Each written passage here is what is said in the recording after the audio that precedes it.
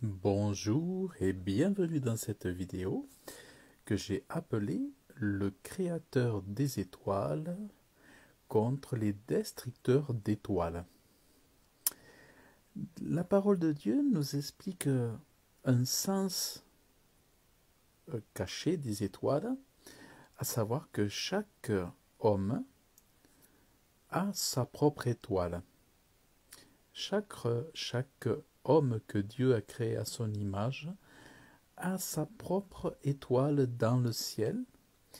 Et nous avons un exemple extrêmement beau, magnifique, euh, qui est expliqué dans la parole de Dieu juste avant la naissance de Jésus-Christ. On a les rois mages qui parlent d'une étoile et ils suivent cette étoile. Alors, je vais vous montrer. Alors, c'était après la naissance de Jésus. On lit: après que Jésus fut né à Bethléem de Judée, au jour du roi d'Hérode, voici des mages de l'Orient arrivèrent à Jérusalem, disant: où est le roi des Juifs qui a été mis au monde? Car nous avons vu son étoile dans l'Orient. Donc, vous voyez, une naissance, une étoile. Et l'étoile qui était donc à ce moment-là dans le ciel, c'était l'étoile qui représentait Jésus et qui manifestait sa naissance et aussi qui présentait sa position géographique. Donc, car nous avons vu son étoile dans l'Orient et nous sommes venus lui rendre hommage. Donc, voyez, ici, nous savons que c'est Dieu qui donne la vie. Et si c'est Dieu qui donne la vie, c'est lui qui ordonne aussi les étoiles, qui a donné des lois aux étoiles et qui a donné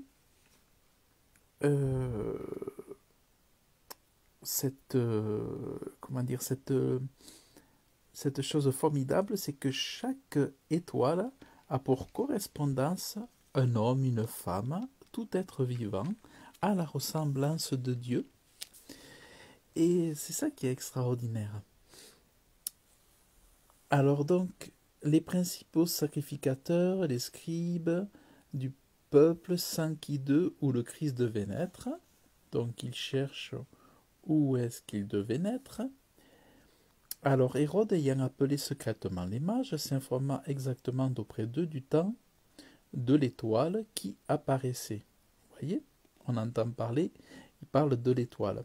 Et les ayant envoyés à Bethléem, il dit: allez, enquérez-vous exactement touchant le petit enfant, et quand vous l'aurez trouvé, faites-le moi savoir, en sorte que moi aussi j'aille lui rendre hommage.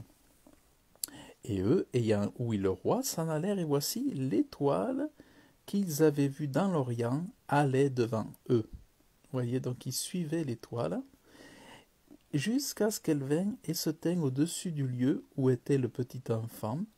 Et quand ils virent l'étoile, ils se réjouirent d'une fort grande joie. Et étant entrés dans la maison, ils virent le petit enfant avec Marie sa mère, et se prosternant, ils lui rendirent hommage. Ayant ouvert leur trésor, ils lui offrirent de dons, de l'or, de l'encens et de la myrrhe. Étant avertis divinement en songe de ne pas retourner vers Hérode, ils se retournèrent dans leur pays par un autre chemin. Donc vous voyez ici, nous avons cette notion d'étoile. Donc vous avez d'un côté Dieu, qui est le créateur des étoiles, et vous avez de l'autre les monstres, les démons et les diables de ce monde qui sont des destructeurs d'étoiles. Au début, il y a une personne qui s'est rendu compte que, par exemple, AstraZeneca, qui est le nom d'une grande industrie, d'un grand laboratoire pharmaceutique, que le mot AstraZeneca, une fois traduit, signifiait destructeur d'étoiles. Et pour ceux qui s'informent, bien sûr, et non pas pour ceux qui pratiquent la politique de l'autruche, mais pour ceux qui s'informent réellement et qui ont écouté de nombreux témoignages, qui ont lu des livres, qui ont écouté des émissions vidéo de spécialistes et tout ça, on sait très bien qu'aujourd'hui, les, le plus tôt, le nombre le plus gros de morts vient des médecines chimiques et pharmaceutiques. Les plus grosses proportions de mortalité aujourd'hui sont liées aux laboratoires pharmaceutiques et au traitement par la chimie et par la vaccination. Donc, il faut savoir que c'est c'est pas un hasard si un laboratoire comme AstraZeneca, c'est pas un hasard si AstraZeneca veut dire tueur d'étoiles. Et quand on regarde bien, Hérode a voulu être lui déjà à l'époque ce tueur d'étoiles parce qu'il a demandé au roi Hérode de dire, de lui dire où est-ce qu'était ce Jésus, parce que c'était le but, c'était de le tuer. Hérode, quelque part, était ce premier tueur d'étoiles, il était ce premier AstraZeneca, tueur d'étoiles. Regardez.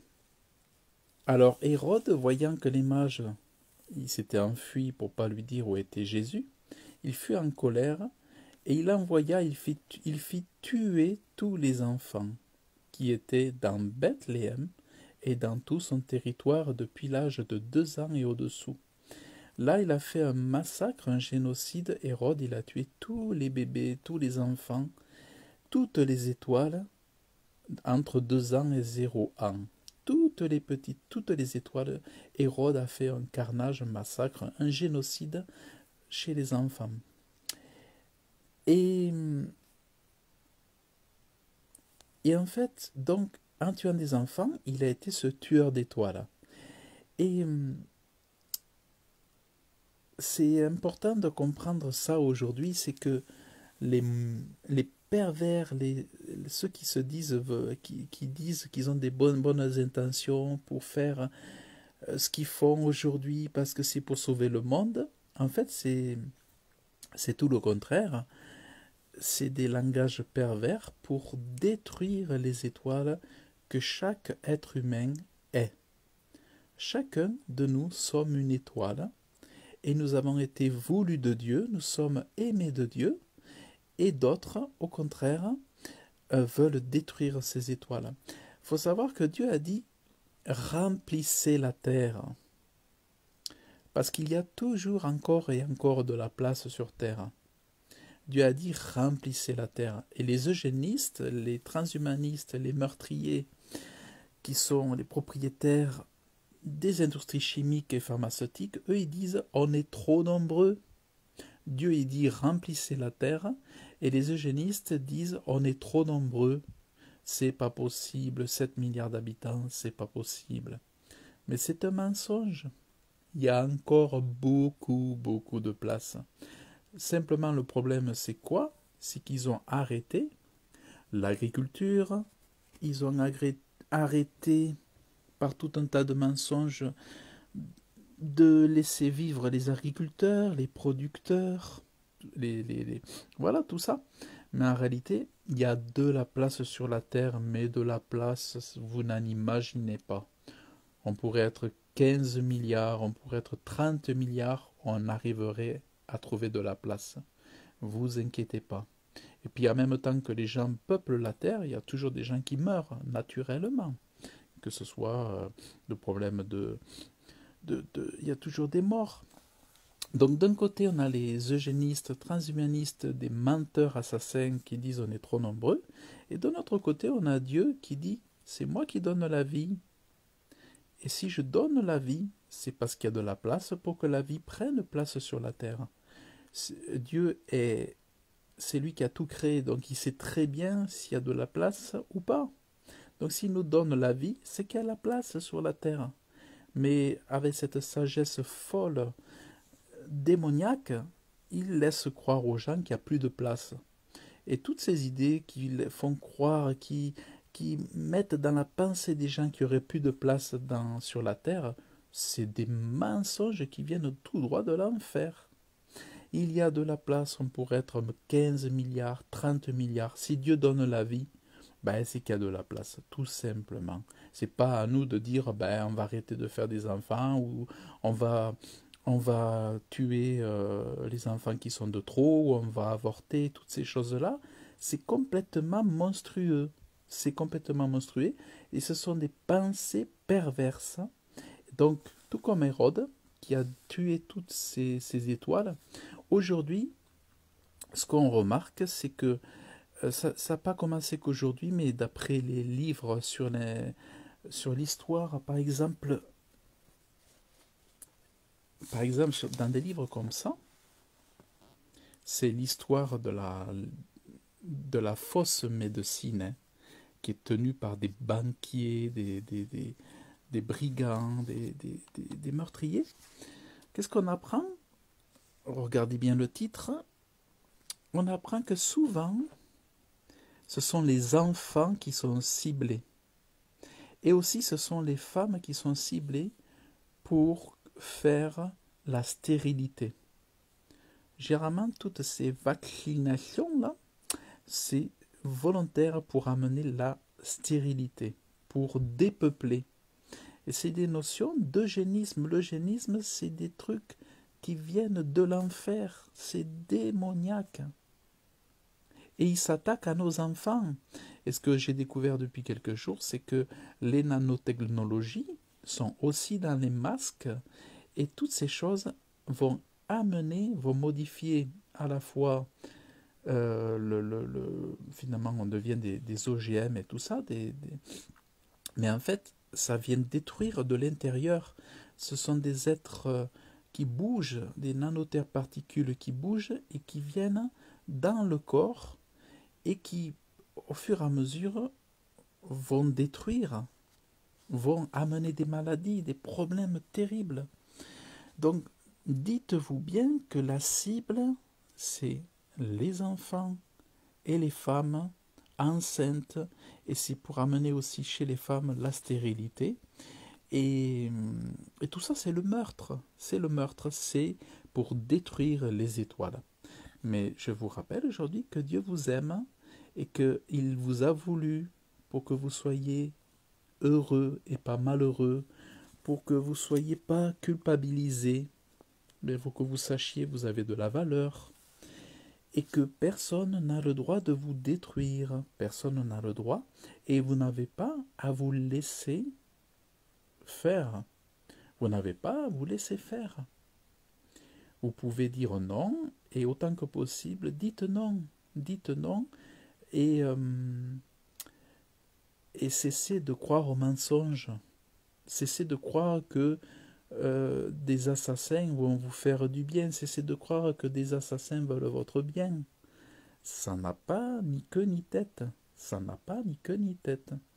Donc vraiment, est-ce que Hérode a voulu du bien aux bébés, là, aux petits-enfants? Pas du tout. Pas du tout, pas du tout. Est-ce qu'on pourrait dire, ah oui, mais il est gentil, Hérode? Non. C'était voilà, bon. En fait, qu'est-ce qui s'est passé? Moïse a été caché. La maman de Moïse l'avait caché parce que sinon il voulait tuer tous les bébés, tous les enfants. Mais si les mamans avaient su, elles auraient caché leurs enfants. Peut-être que certaines mamans ont caché leurs enfants et ne les ont pas amenés à l'école. Elles n'ont pas laissé leurs enfants se faire endoctriner, se faire laver le cerveau par l'école républicaine. Vous voyez?